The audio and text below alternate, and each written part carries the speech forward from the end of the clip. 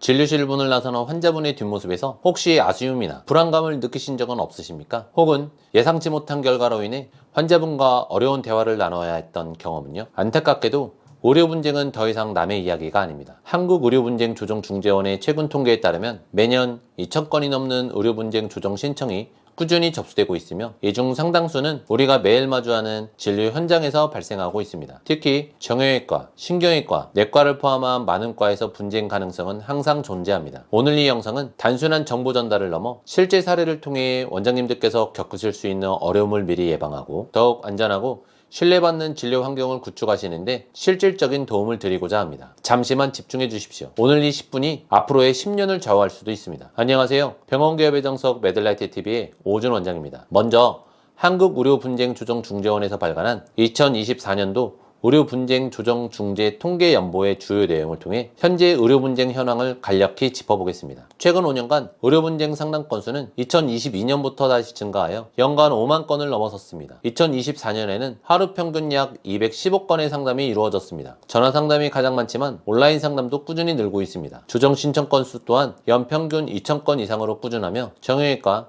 신경외과에 이어 내과 관련 분쟁 신청이 많은 편으로 나타났습니다. 의원급 의료기관에서의 조정 신청도 지속적으로 발생하고 있으며 의료기관이 직접 조정을 신청하는 사례도 있었습니다. 2024년에는 조정 개시율이 66.8%를 기록했으며 평균 조정 성공률은 66.7%로 분쟁 해결을 위한 노력들이 성과를 보이고 있음을 알 수 있습니다. 조정 성립 금액은 2024년 평균 약 866만원 수준이었으며 의원급의 경우 약 595만원으로 나타났습니다. 이제 구체적인 사례들을 통해 각 과별로 어떤 점들을 주의해야 하는지 그리고 분쟁 예방을 위해 실질적으로 어떤 노력을 기울여야 할지 자세히 알아보겠습니다. 첫 번째로 내과 사례를 살펴보겠습니다. 평소 소화불량을 호소하는 중년 환자에게 일반적인 위염으로 진단하고 PPI와 위점막 보호제를 처방했으나 수개월 후 위암 말기 진단을 받으면서 오진 및 진단 지연에 대한 분쟁이 발생한 경우가 있었습니다. 처방 전 반드시 DUR을 확인하고 환자의 알레르기 과거력, 현재 복용 약물, 기저질환, 특히 신기능,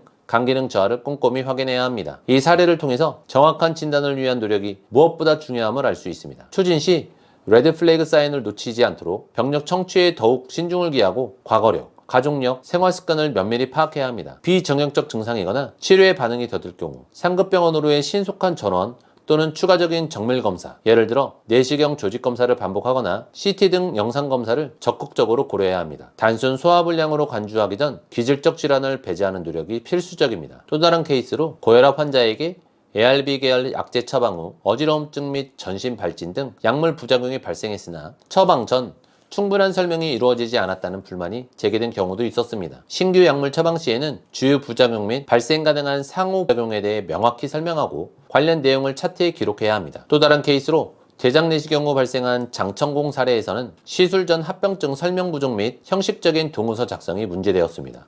내시경과 같이 침습적인 검사 전에는 천공, 출혈 등의 합병증 발생 가능성과 대처 방안에 대해 구체적으로 설명하고 환자가 충분히 이해했음을 확인 후 서면 동의를 받아야 합니다. 두 번째로 외과 계열, 즉 외과, 정형외과, 신경외과 등에서의 사례와 주의사항을 알아보겠습니다. 복강경 담낭 절제술 후 지속적인 복통을 호소하여 검사한 결과 담관 손상이 뒤늦게 발견된 사례가 있었습니다. 또 다른 케이스로 슬관절 전치환술 후 신부감염이 발생하여 수차례 재수술을 받았으나 후유장애가 남은 경우나 요추 추간판 탈출증으로 수술을 받았으나 수술 후 후뚜랍이 발생하고 회복되지 않은 사례도 있었습니다. 이러한 외과 계열 사례에서 분쟁을 예방하기 위해서는 수술 전 충분한 설명 및 동의가 필수적입니다.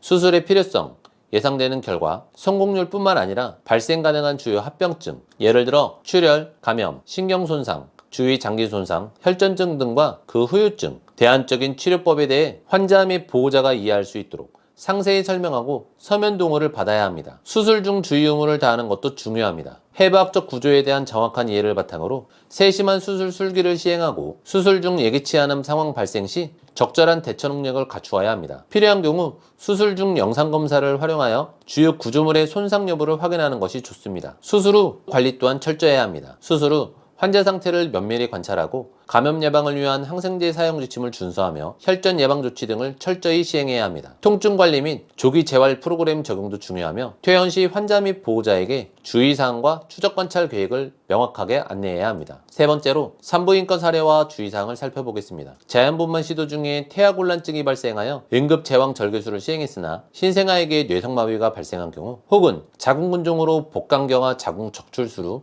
요관 손상이 발생하여 신장 기능 저하가 초래된 사례가 있었습니다. 산부인과에서는 산정 관리를 철저히 하는 것이 중요합니다. 임신 중 고위험 산모에 대한 관리를 강화하고 NST, 초음파 등을 정기적으로 시행하여 이상 소견 발생 시 신속하게 대처해야 합니다. 분만 방법 결정 시 산모 및 태아의 상태를 종합적으로 고려하고 각 분만 방법의 장단점 및 위험성에 대해 충분히 설명해야 합니다. 분만 중 모니터링 및 신속한 대처도 필수적입니다. 분만 진행 과정을 면밀히 모니터링하고 태아 곤란증이나 산모출혈 등 응급 상황 발생 시 숙련된 의료진에 의한 신속하고 적절한 처치가 이루어져야 합니다. 응급 제왕 절개술을 위한 시스템 및 인력 준비가 항시 되어 있어야 합니다. 네 번째로 소아청소년과 사례와 주의사항입니다. 고열을 동반한 급성 편도염으로 진단받고 항생제 치료를 시작했으나 증상 악화로 상급병원 전원 후 가와사키병으로 진단된 경우가 있었습니다. 또 다른 케이스로 예방접종 후 국소 부작용 및 발열이 심하게 나타났으나 백신 부작용에 대한 설명이 미흡했다는 불만이 제기된 사례도 있습니다.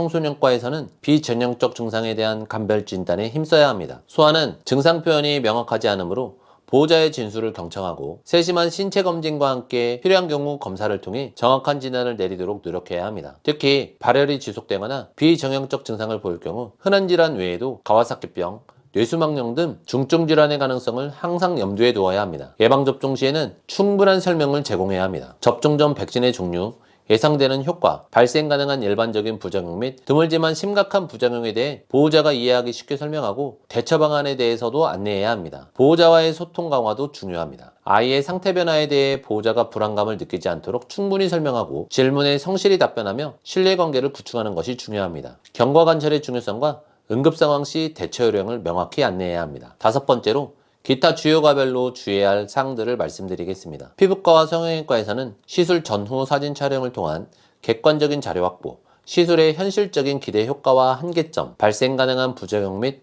회복 과정에 대한 상세한 설명이 필수적입니다. 환자의 기대치를 정확히 파악하고 무리한 시술은 지양해야 합니다. 안과와 이비인후과에서는 수술 전 시력, 청력 변화 가능성, 합병증에 대해 충분히 설명하고 수술 후 정기적인 경과 관찰의 중요성을 강조해야 합니다. 비뇨기과에서는 전립선 비대증 수술, 요로결석 쇠속술 등 시술 후 발생 가능한 합병증에 대한 설명과 함께 환자의 프라이버시를 존중하는 진료 환경 조성이 중요합니다. 정신건강의학과에서는 환자의 비밀보장 의무를 철저히 준수하고 약물 치료 시 발생 가능한 부작용에 대해 충분히 설명하며 환자와의 신뢰관계 구축에 힘써야 합니다. 자살, 자해 위험 평가 및 관리에 대한 프로토콜 마련도 중요합니다. 마지막으로 모든 과에 공통적으로 적용될 수 있는 아무리 강조해도 지나치지 않는 예방법들을 말씀드리겠습니다. 첫째, 정확한 진단과 적절한 치료 계획을 수립하는 것은 모든 의료행위의 기본입니다. 항상 최신 의학 지견을 습득하고 필요한 경우 동료 의사와의 협진이나 상급병원 자문을 통해 최선의 진료를 제공해야 합니다. 둘째,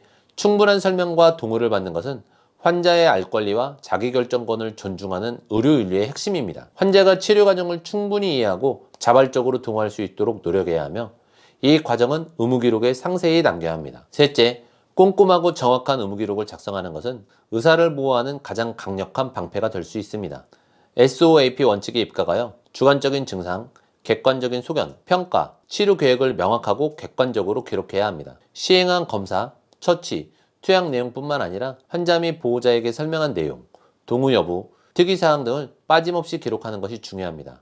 이는 분쟁 발생 시 가장 강력한 법적 방어 수단이 될 수 있습니다. 넷째, 환자와의 신뢰관계를 구축하는 것, 즉 라포트 형성이 매우 중요합니다. 경청과 공감은 신뢰의 시작입니다. 환자의 불안감을 이해하고 진료 과정에 대해 친절하고 상세하게 설명하며 질문에 성실히 답변하는 자세가 중요합니다. 다섯째, 지속적인 교육과 시스템을 점검하는 것도 필요합니다. 의료진 및 직원들을 대상으로 의료 분쟁 예방 교육을 정기적으로 실시하고 병원 내 감염관리 시스템, 환자 안전 시스템 등을 주기적으로 점검하고 개선해야 합니다. 의료배상 책임보험 가입은 필수입니다. 지금까지 내용들을 다시 한번 정리해 보겠습니다. 의료 분쟁을 예방하기 위한 핵심은 결국 정확한 진단, 충분한 설명과 동의, 꼼꼼한 의무기록, 그리고 환자와의 신뢰관계 구축, 이 네 가지로 요약될 수 있습니다. 물론 이 모든 노력을 기울인다 해도 불가항력적인 의료사고나 예기치 못한 분쟁이 발생할 가능성을 완전히 배제할 수는 없습니다. 하지만 이러한 원칙들을 진료 현장에서 꾸준히 실천하신다면 분쟁 발생 위험을 현저히 낮출 수 있을 뿐만 아니라 만약 분쟁이 발생하더라도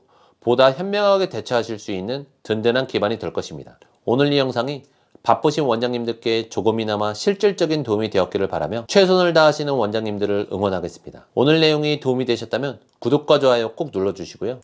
주변에 개원을 준비하시거나 운영 중인 동료 원장님이 계시다면 이 영상을 꼭 공유해 주십시오. 함께 알아야 더 안전해질 수 있습니다. 감사합니다.